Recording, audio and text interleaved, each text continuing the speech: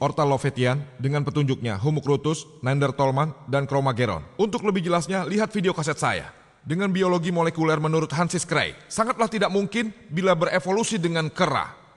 Kode DNA itu mustahil. Lihatlah kaset video saya, di sana diberikan detailnya. Sebagian saya tidak keberatan mengenai biologi. Al-Quran mengatakan dalam surat Al-Anbiya ayat 30, berbunyi, "Waja'alna minal ma'i kulla shay'in hayy, afala yu'minun."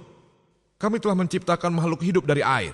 Apakah kamu tidak percaya? Kita tahu bahwa setiap makhluk hidup, substansi dasarnya, sel mengandung sitoplasma, 90%-nya terdiri dari unsur air. Setiap makhluk hidup di dunia mempunyai hampir 50-90% unsur air. Bayangkan, di daerah gurun di Arab, siapa yang dapat bayangkan bahwa semuanya terbuat dari air? Al-Quran berbunyi 1400 tahun lalu di sebuah padang. Waktunya habis, dokter. Terima kasih. Terima kasih.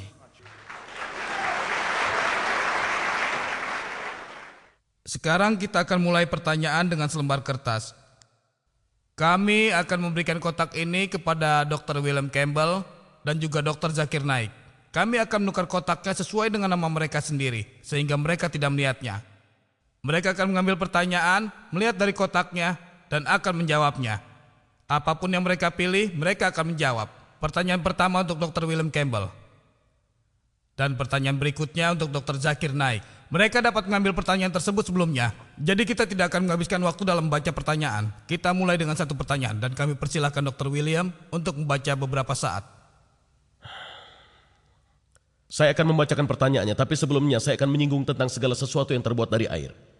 Hal itu sangatlah jelas, setiap Anda menepuk serangga ia terbuat dari air. Setiap yang hidup terbuat dari air, tapi hal tersebut memanglah suatu yang kelihatan, bukan suatu keajaiban. Baiklah Dr. Campbell, jika Anda tidak dapat menjawab pertentangan dalam kitab Kejadian mengenai penciptaan, tidakkah menurut Anda hal tersebut membuktikan bahwa Injil tidak ilmiah dan oleh karena itu bukan berasal dari Tuhan? Saya akui saya memang mempunyai masalah dengan hal ini, tapi saya punya ramalan yang terkabul. Dan hal ini sangatlah penting bagi saya.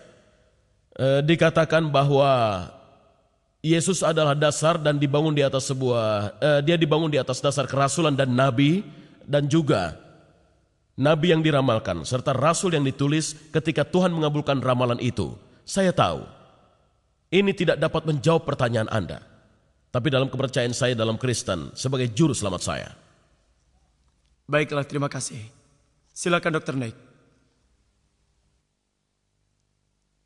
Teks dan terjemahan adalah dua kata yang berbeda, memberikan dua arti dalam Injil, dalam bahasa Inggris, sebuah teks atau terjemahan. Secara ilmiah tidak dapat dibuktikan bahwa teks dan terjemahan adalah satu kesatuan dan sebuah kesamaan. Apakah Tuhan menyampaikan wahyunya kepada Musa dan Yesus dalam bahasa Inggris? Suatu pertanyaan menarik. Apakah sebuah teks dan terjemahan itu sama? Tidak. Teks dan terjemahan sama sekali tidak sama. Dan menurut Maulana Abdul Majid Daryabadi, kitab yang paling sulit diterjemahkan di seluruh dunia adalah Al-Quran. Karena bahasa dalam Al-Quran sangatlah mengesankan, sangat tinggi dan mulia. Kata dalam bahasa Arab mempunyai beberapa arti. Oleh karena itu, untuk menerjemahkan Quran adalah sesuatu yang sangat sulit. Hal itu tidak sama. Jika salah terjemahan, hal tersebut adalah suatu kesalahan manusia, orang yang menerjemahkannya. Dialah yang harus disalahkan, bukan Tuhan. Mengenai apakah Injil disampaikan dalam bahasa Inggris? Tidak. Injil tidak disampaikan dalam bahasa Inggris. Perjanjian Lama dalam bahasa Yahudi, Perjanjian Baru dalam bahasa Yunani. Walaupun Yesus berbicara dalam bahasa Yahudi, namun manuskrip yang asli yang Anda semua punya dalam bahasa Yunani. Perjanjian Lama dalam bahasa Yahudi yang asli tidak ada. Terjemahan bahasa Yahudi Perjanjian Lama berasal dari bahasa Yunani. Walaupun kitab Perjanjian Lama yang asli dalam bahasa Yahudi tidak terdapat dalam bahasa Yahudi, jadi Anda punya dua masalah. Tidak heran Anda menemui kesalahan tulisan. Tapi Al-Quran, alhamdulillah, bahasa Arab yang asli tetap dipertahankan. Alhamdulillah. Secara ilmiah hal itu sama. Dan mengenai apakah wahyu yang disampaikan kepada Yesus Kristus damai baginya dan Musa damai baginya, saya katakan dalam jawaban saya bahwa kita percaya dalam Al-Quran, dalam surat Al-Ra'd, surat 13 ayat 38, bahwa Allah Subhanahu wa Ta'ala telah menurunkan beberapa wahyu. Hanya 4 nama yang disebutkan: Taurat, Zabur, Injil, dan Al-Quran. Taurat adalah wahyu yang diturunkan kepada Musa damai baginya, dan Zabur adalah wahyu yang diturunkan kepada Nabi Daud damai baginya. Injil adalah wahyu yang diturunkan kepada Yesus damai baginya, dan Al-Quran adalah wahyu terakhir yang diturunkan kepada penerima wahyu terakhir Nabi Muhammad damai baginya. Waktunya Dr. Tapi Knight. Injil Terima kasih sekarang banyak. bukanlah Injil yang dulu yang kita percayai disampaikan oleh Yesus. Terima kasih. Dr. Campbell.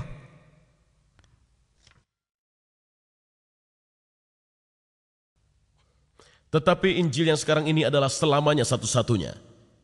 Kita punya teks 75% berasal dari 180 AD atau setelah Masehi, yaitu 100 tahun setelah Yohanes menulis. Dia hidup dan menulis. Anda lihat, orang yang hidup pada masa itu, siapa yang tahu? Siapa yang dipercaya oleh kakek dan neneknya melalui Yohanes? Ini adalah merupakan satu bukti dan teks yang baik. Injil adalah sejarah yang valid. Sekarang pertanyaannya adalah, dengan kemungkinan yang Anda presentasikan, hal tersebut merupakan perhitungan yang sangat hebat. Tapi dalam permasalahan Tuhan, hal tersebut sangatlah kurang. Tuhan adalah Maha Kuasa dan dapat memilih siapapun yang Dia suka. Dan tentu saja, tanpa memandang kaya atau miskin atau hal-hal lain. Jadi bagaimana Anda kemudian dapat mencocokkan kemungkinan itu? Yesus miskin, tapi Dia terpilih. Dia mengatakan seorang anak manusia tidak punya tempat untuk berbaring. Saya tidak yakin dengan hal ini. Saya tidak melihat perhitungan ini membicarakan hal tersebut. Dan sekarang perhitungannya, berapa orang dapat mengabulkan semua ramalan? Saya harap ini dapat membantu. Terima kasih. Terima kasih. Dr. Knight, silakan. Terima kasih. Dalam usaha untuk membuktikan bahwa Al-Quran sesuai dengan ilmu pengetahuan modern, apa yang terjadi jika pengetahuan modern yang salah?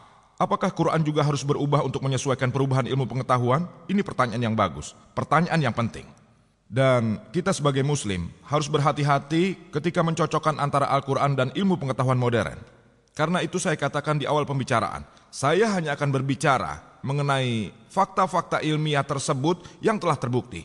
Dan fakta ilmiah yang telah terbukti itu, misalnya, bumi itu bulat. Hal itu tidak pernah salah. Ilmu pengetahuan yang telah terbukti tidak akan pernah diputarbalikkan. Tapi ilmu pengetahuan yang belum terbukti, seperti hipotesis dan teori, dapat diputarbalikkan. Sarjana muslim telah mencoba membuktikan teori Darwin dari Al-Quran.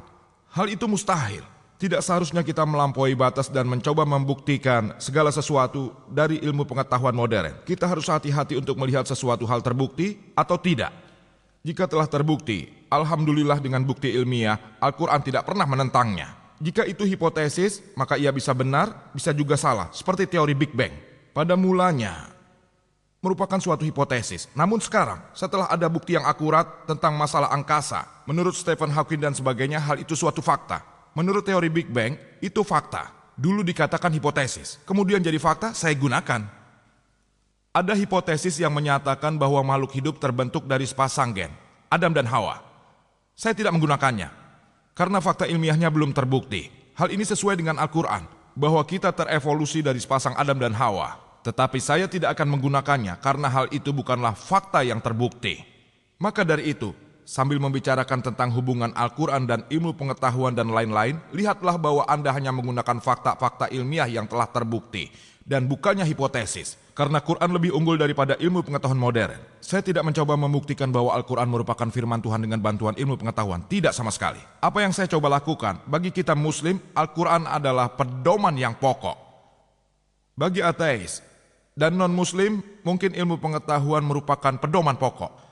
Sekarang ini saya menggunakan ukuran tersebut, pedoman orang ateis dibandingkan dengan orang-orang muslim Al-Quran. Saya tidak sedang mencoba membuktikan bahwa Al-Quran merupakan firman Tuhan dengan bantuan ilmu pengetahuan.